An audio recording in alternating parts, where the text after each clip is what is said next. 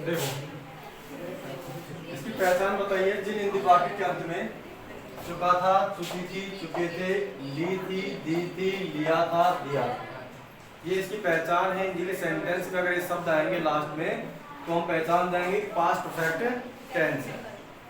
आदि शब्द हो तो वह पास्ट परफेक्ट टेंस कहलाता है। सबसे पहले जो रूल है, इस टेंस के सेंटेंस में सभी subjects he, she, it, name, singular noun, plural noun, I, we, you, they, सभी के साथ में एक ही हेल्पिंग वर्ब का प्रयोग होगा और वो कौन सी है? हैड। ठीक है ना। अब से पहले हम आई, वी, यू, दे के साथ में अलग, ही, सी, इट, नेम के साथ में अलग, है ना। लेकिन अब एक ही का प्रयोग करना है, हैड का। इस टेंस के सेंटेंस में आफ्टर बिफोर का भी प्रयोग किया जाता है। स्कूल में शायद आपको टेंस पढ़ाए तो उसमें आपको आफ्टर और बिफोर का प्रयोग ना बताएं, है ना।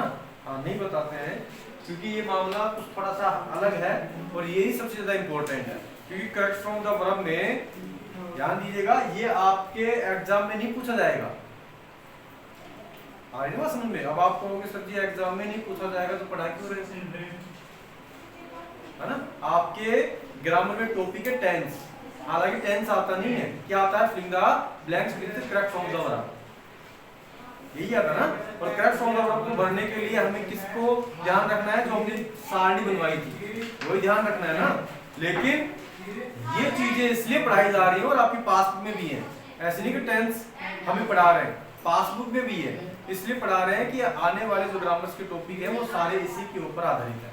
अगर ये आपको अच्छे से आ रहा है तो आप ग्रामर्स के टॉपिक को अच्छे से समझ रहे हो, इसलिए समझा रहे हैं। हालांकि आपके एग्जाम में आएगा नहीं है, लेकिन इससे रिलेटेड जो भी आपके टॉपिक्स है ग्रामर के वो सारे आएंगे। ये पढ़ना आफ्टर बिफोर का प्रयोग किया जाएगा। अब ध्यान दो, सबसे पहले तो पॉजिटिव सेंटेंस का एक ही फॉर्मूला यूज कर रहे थे, एक ही था ना। फिर नेगेटिव का एक, फिर इंट्रीगेटिव का एक। अब यहाँ पर पॉजिटिव के भी दो हैं, नेगेटिव के भी दो, इंट्रीगेटिव सबके दो दो हैं। ठीक है ना। अब इसमें कंफ्यूजन वाला विषय होता है और सबसे ज्यादा हार्ड जो टेंस है ना वो यही है। टेंस में सबसे ज्यादा जो हार्ड टेंस है ना वो यही है, इससे ज्यादा हार्ड कुछ नहीं है। अब बहुत से विद्यार्थी को समझ में आ जाएगा, बहुत से विद्यार्थी को नहीं आएगा, लेकिन फिर भी हम कोशिश करेंगे समझाने की और आपको यानी समझने की कोशिश करनी है। आपको भी ऐसे नहीं कि इधर से सुना इधर से निकाल। Subject plus had plus verb की third form plus object plus before plus subject plus verb की सेकंड फॉर्म प्लस ऑब्जेक्ट। देखिएगा, सब्जेक्ट प्लस वर्ब की सेकंड फॉर्म प्लस ऑब्जेक्ट, ये हमारा पास्ट सिंपल टेंस का फॉर्मूला है ना। ये लिखवाया था, ये दोनों इंक्लूड हो गए हैं। अब इसमें क्या सिस्टम रहेगा, जैसे कि एग्जाम्पल किसी को राइट नहीं करना है, केवल समझना है पहले। जैसे मेरे रेलवे स्टेशन पहुंचने से पहले रेलगाड़ी जा चुकी, मेरे रेलवे स्टेशन पहुंचने से पहले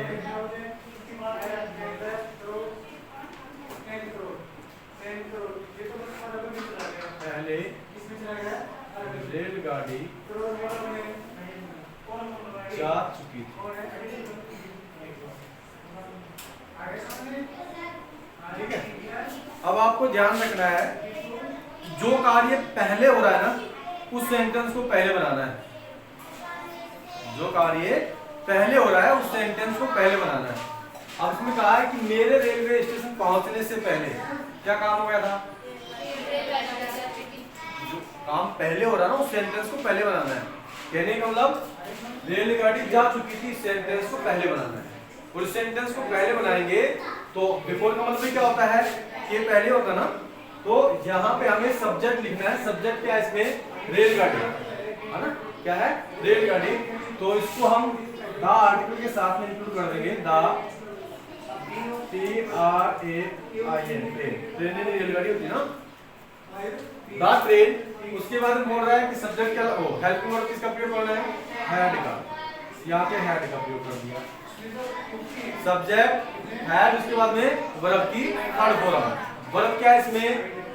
जाना। गो की थर्ड फॉर्म क्या होती है? गोन। द ट्रेन हैड गोन, जा चुकी थी। अब ये नहीं पता कहाँ गई थी, पता है क्या? नहीं पता है। इसका मतलब इसमें ऑब्जेक्ट गायब है, ऑब्जेक्ट नहीं है। अब ऑब्जेक्ट नहीं है तो हमें नहीं लिखना है। उसके बाद में क्या लिखना है हमें? बिफोर। क्या लिखना है? बिफोर।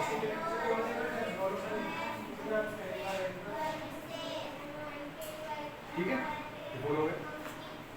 अब दूसरा सेंटेंस बनाना है। ये वाला सेंटेंस पूरा हो गया। से पहले शब्द की स्पेलिंग लिखी थी हमने बिफोर। अब किसकी इंग्लिश बनाने में? मेरे रेलगाड़ी या मेरे रेलवे स्टेशन पहुंचने, है ना, मेरे रेलवे स्टेशन पहुंचने, इसकी हमें इंग्लिश बनानी है। तो उसके लिए हमें किसका प्रयोग करना है? पहले सब्जेक्ट। सब्जेक्ट क्या है? मेरे को क्या बोल देंगे? आई। माई नहीं लिखोगे, आई बात सुन ले। सब्जेक्ट के रूप में किसका प्रयोग होता है? आई। जैसे कि हमने हमारा काम कर लिया है, तो हमने की स्पेलिंग क्या हो गई है? वी। हमने हमारा काम कर लिया है तो हमारे की स्पेलिंग क्या हो गई है? आवर। कल जो एग्जाम्पल हमने दिए थे आपको, उन एग्जाम्पल में इसी प्रकार के कुछ एग्जाम्पल थे।